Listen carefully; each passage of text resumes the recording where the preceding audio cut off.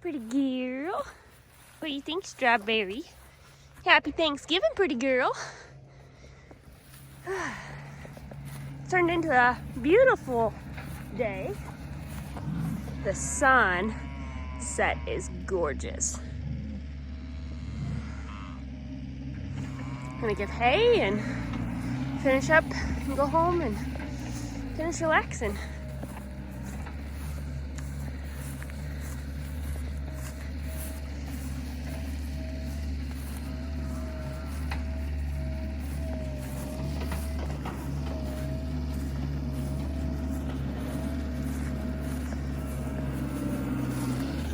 The little baby bulls are crying at us.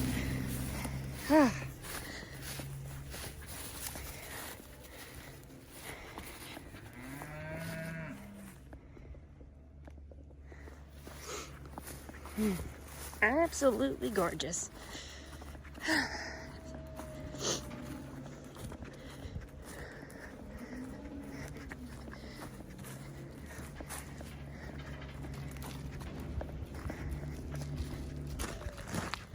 You ready to go feed cows? Okay. That's okay, Ryder can run. Ready?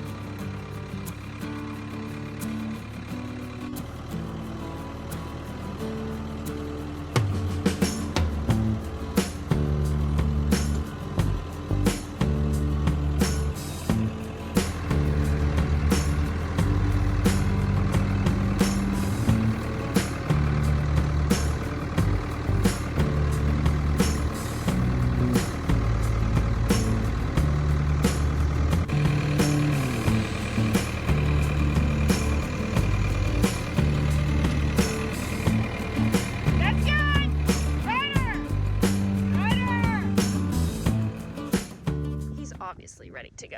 Are you ready to go? Are you ready to go? Happy Friday, everyone. Are you getting tired of this journey down the road with me yet? Good morning. Welcome back to the channel. Thanks for tagging along at Wieczorek Farms. I'm not really sure what today holds. Jason's been working on that livestock trailer the last few evenings, trying to get it all lined out. We had a good Thanksgiving yesterday, spent some time with family, and just kind of chilled out, which was nice. I should have put my hat on. It's a little bit breezier than I was anticipating. But the sunrise is coming. So much to be thankful for, that's for sure.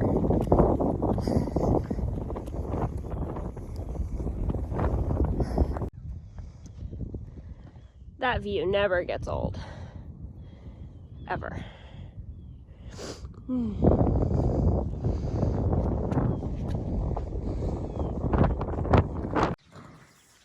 Good morning, Diamond.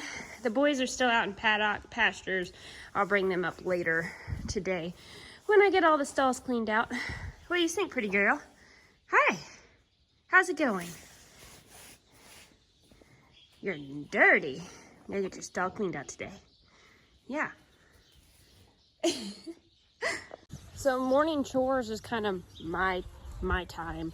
I do my own thing. I visit with the calves and mess with the horses, and that's kind of my quote-unquote mom time. And I know that sometimes if I don't get that time, I get a little crabby and short. We all kind of have to remember to take time for ourselves, and doing those morning chores before everyone gets else started for the day is kind of my time. Make sure you guys make time for yourself. This view never gets old, ever. Maybe this week we'll get the calves out of here and this arena can get dried up and work the ground up and get it back to pony riding, hopefully. Just see. The calves are what got the arena done, so I won't complain. It is just a continuous panel and we need to finish it up. We kind of just threw it up to make it for this makeshift area. The babies are still bedded down. Some of them are anyway. What do you think, babies? Oh, they're loving each other.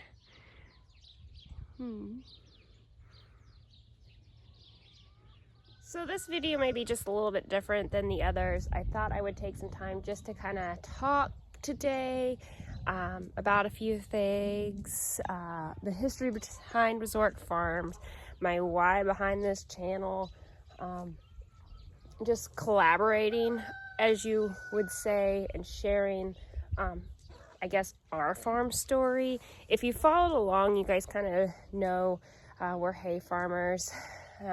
We're located in central Missouri. We're quote-unquote first-generation farmers. Both of us grew up farming, but we didn't inherit land, so that entitles us for certain programs as first-generation farmers.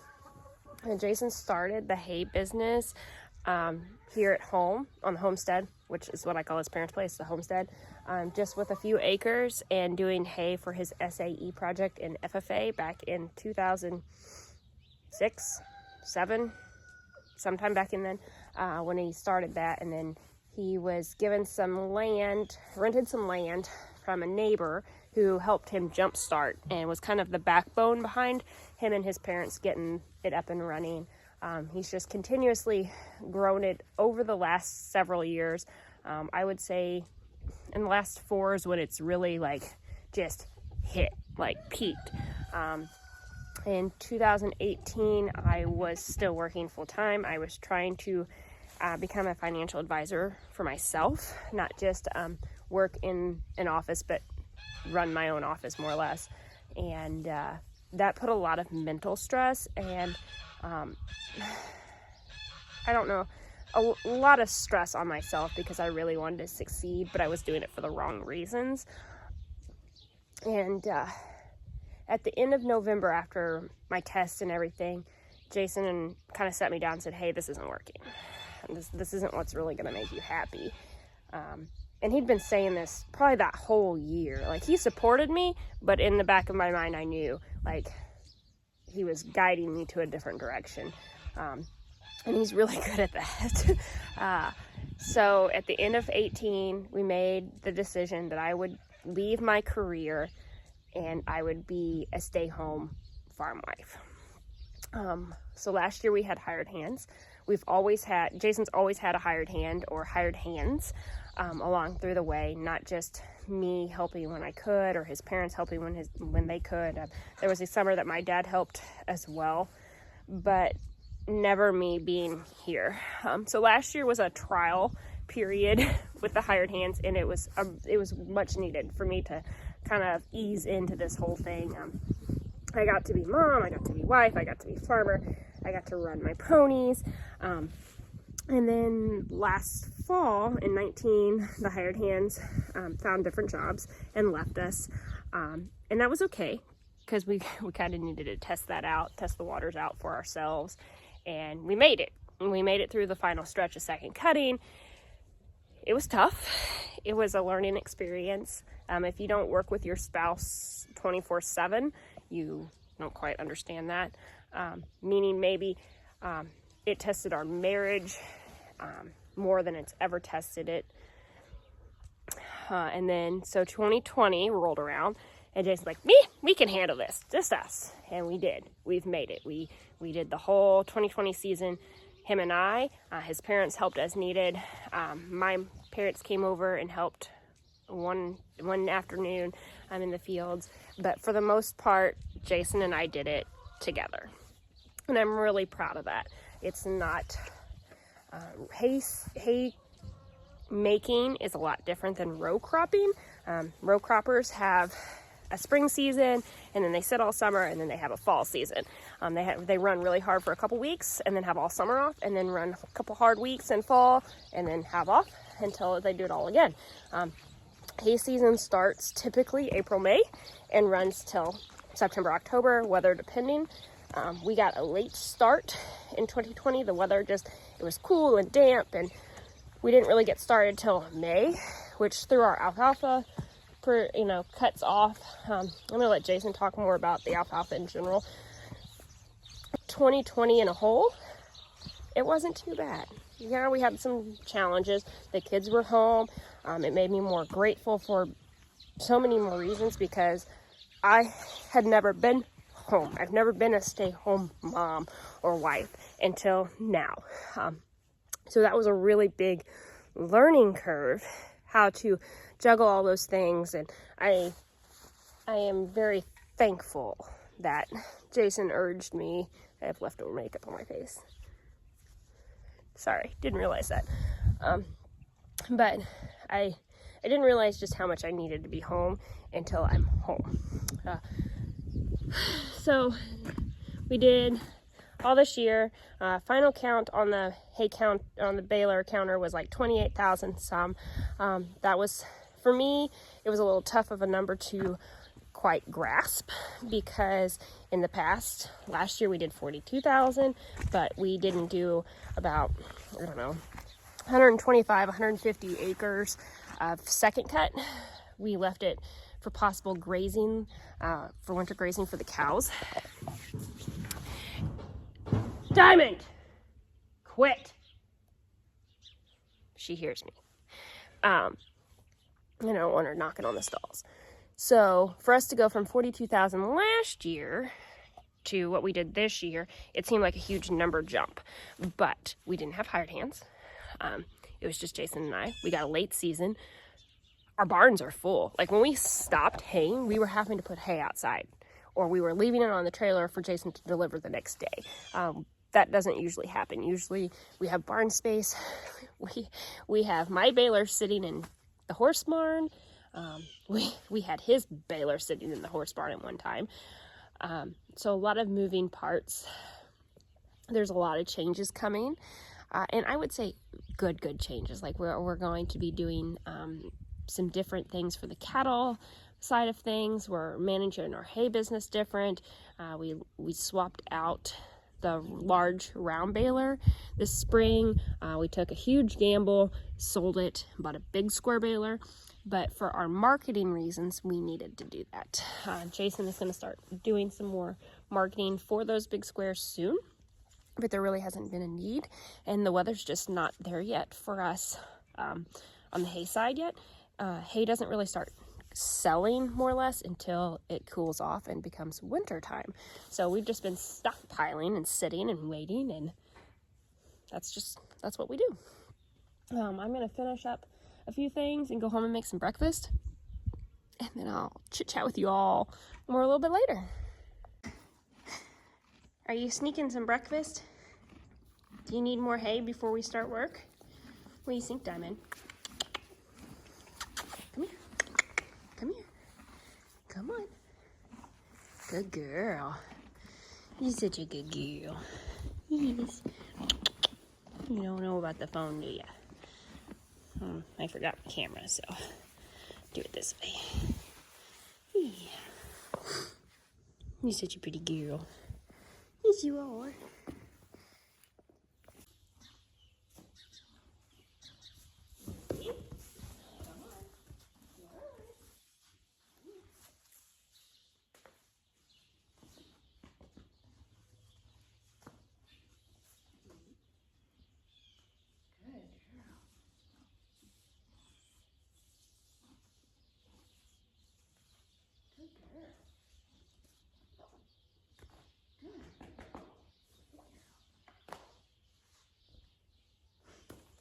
Ooh. Good. It's okay. Good girl. It's all right. So all I'm doing this morning is working on Diamond getting desensitized to just the lead rope swinging around. Ooh. Yeah. So I'm utilizing this hay on the ground to keep her kind of calm. I don't want her to spook. And until there, good girl, good girl. So when she stops flinching, that's when I'm done. See, she got used to the ropes around her. Good girl, good girl. So now I'm just wanting her to start learning how to pick up her feet. When I read my hand down on her, and she's kind of figured it out. Like when I touch her, I want her to hold her leg. I know. Is that, did I get your spot? I get your spot. Yeah.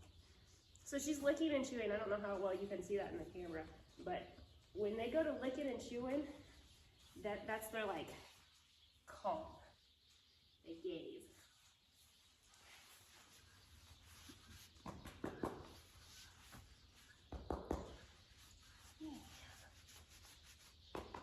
What do you think? Tell them to like and subscribe so they can watch more of you. Yeah. All right, I gotta get your stall mucked out. So I was working with Diamond just now, and you know, horses are very, for me, it's not necessarily a job per se. It's something I truly enjoy, and I treat it as a hobby because I don't get to do it as much as I want. Other things kind of come first, which kind of sucks, and you just have to realize what priorities are important and what comes first and second and third and so on and so on. So this winter, I'm really going to try to focus more on the horse side of things, especially as Jason's in the shop working. He doesn't need me always to be in the shop with him, but he needs me to be close enough in case I need to help him with something. So the shop is just right there, so he can easily holler out the door if he needs something. So I'm going to spend a lot of time in the barn working with Leo and Diamond. Some of you guys had asked where Shiloh went. She went to get bred. Typically horses are bred early in this summer months so they can have a spring baby. Well, that's when I'm busiest, is spring into summer. So we opted for elite breeding. So she won't have her baby until later part of September, October, November. Horses Horses have a gestation of 11 months, not quite a whole year. So I have plenty of time to prepare and plan and get everything ready. So that's where she's at. She's just at one of our hay clients that had a really good stud. He's similar to Jason's rope horse, which is what we were looking for. So that's what's happening in the horse world. Ryder, what do you think? What do you think, buddy? My faithful guard dog. Eating rocks. What do you think, bud? Yeah? You ready to go have some breakfast? I'm sure Jason's ready for me to be home to make some breakfast. So, hit like, share, subscribe, and